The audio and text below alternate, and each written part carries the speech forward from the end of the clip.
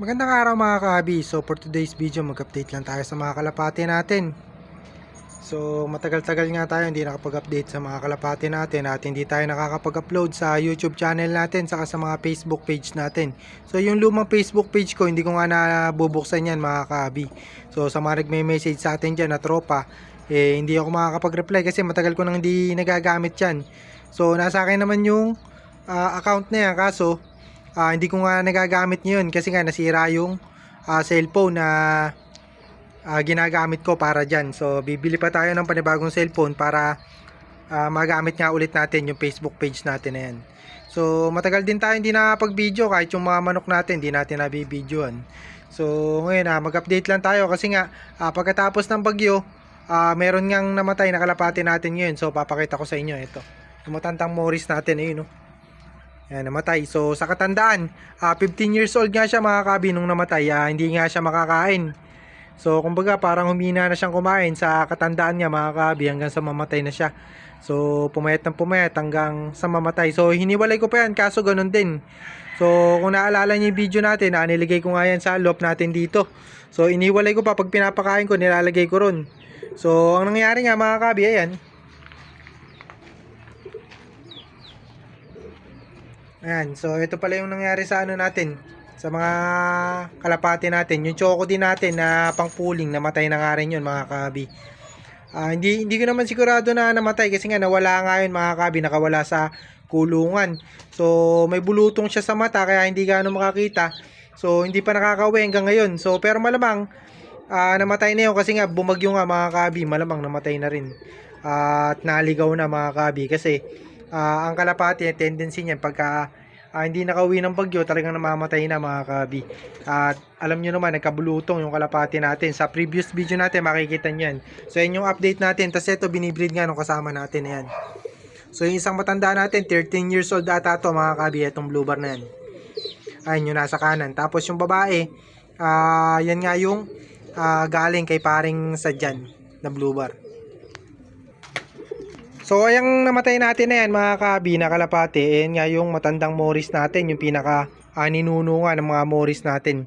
So ganyan talaga kapag tumatanda mga kabi, namamatay nga yung mga alaga natin. So nakakalungkot lang.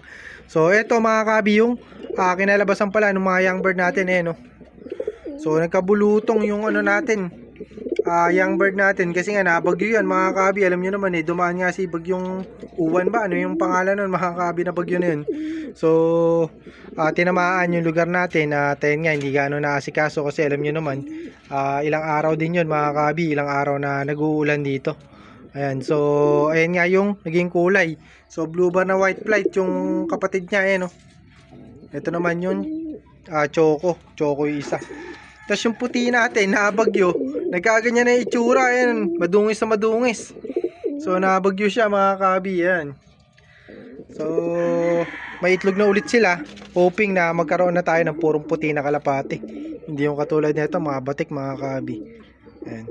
So eto, hindi ko muna i-out to mga kabi pero pwede natin na i-out to. Sabi ko nga sa inyo, 1,000 isa. So bali dalawa yan, 2,000 mga kabi. So sagot nyo yung shipping fee. So kung pupunta naman kayo dito, wala namang problema, pumunta na lang kayo. Tandyan pa yun, makaka-discount pa kayo pagka pumunta kayo. Pero pagka hindi kayo pumunta, baka ilaro ko na lang din yan o ilaban natin ngayon sa darating na summer. So nakasuksok na rin kasi yan ng club ring mga kabi, summer race BBC. Tapos norte rin yan, naka-norte. Ayan. Tapos ito yung ano natin, old line natin, ang Falcon line natin. Ayan. So inbreed yan. Hindi naman pala inbreed, hindi rin lock breed, pero magkapatid to mga kabi. Ayan. Falcon line parehas yan. Pinakamabiling linyada nga ng kalapati natin, mga speedbird nga yan. So yung choco natin, ito rin yung lahi nun mga kabi. Ayan. So kaso ang nanay nun ito. Ayan yung nanay. So yung tatay niya, yung tatay ng choco natin na nagkabulutong na nawala nga na malamang patay na, ito yung nanay. Tapos ang tatay naman ito. Ayan. Ayan. So sayang. At nakita nyo naman siguro sa previous video natin, 4 na beses nga tayo nagpooling, 2 times pooling winner agad. So hindi biro yun mga kabi, kahit pa paano talagang may speed. Kasi pagka nananalo kayo sa pooling, kumbaga may resibo na talagang mabilis yung ibon nyo. So may pruweba kayo na talagang hindi lang sa kwento na mabilis yung ibon nyo. Talagang kailangan kasi kapag sinabi nyo ni Speedbird, nananalo sa pooling. So meron kasing nagcha-champion mga kabi na talagang hindi naman mabilis. Hindi nyo pwedeng sabihin na Speedbird kasi champion. So kailangan talaga sa pooling yan makikita yung mga Speedbird mga kabi. Meron kasi na mabibilis sa una, kaso pagka lumalayo nawawala rin. So ganun din vice versa yun mga kabi.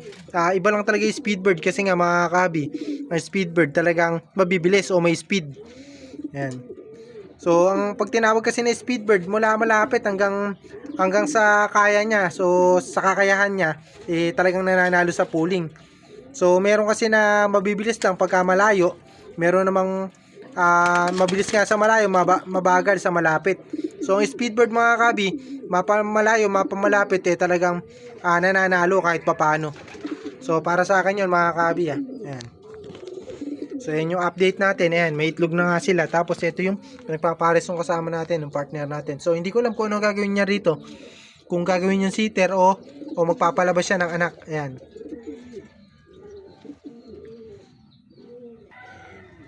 So bali ang natira pala sa atin ngayon south, ito nag-iisa na lang. Ayan. Nag-iisa na lang yan. Blue bar natin. Nagkabulutong din sa mata. Nakita nyo. Buti hindi nga lumalaki. At natutukan naman nung kasama natin kahit papaano. So kaso nitong bumagyo nga mga kabi, syempre hindi naman matututukan niya kapag may bagyo. Syempre unahin niyo yung kaligtasan niyo sa kanong mga kasama niyo, yung kapamilya niyo kaysa dun sa mga alaga natin. Syempre iingatan pa rin natin kaso nakakulong naman yan mga kabi. So kapag malakas kasi ulan mga kabi, syempre pagka nagkasakit ka, lalo na kapag may bata sa inyo o may anak kang maliit. So kapag nagkasakit ka o nilagnat ka, baka mahawa pa yung anak mo o yung kasama mo na bata sa bahay nyo. So kaya iniiwasan nga yun mga kabi, talagang hindi maiwasan na mapabayaan kung minsan yung mga kalapati kapag ganyan na may sakuna. So nagkaroon kasi ng bagyo, alam nyo naman yan mga kabi sa mga nanonood, ay sa mga sa atin. Ayan.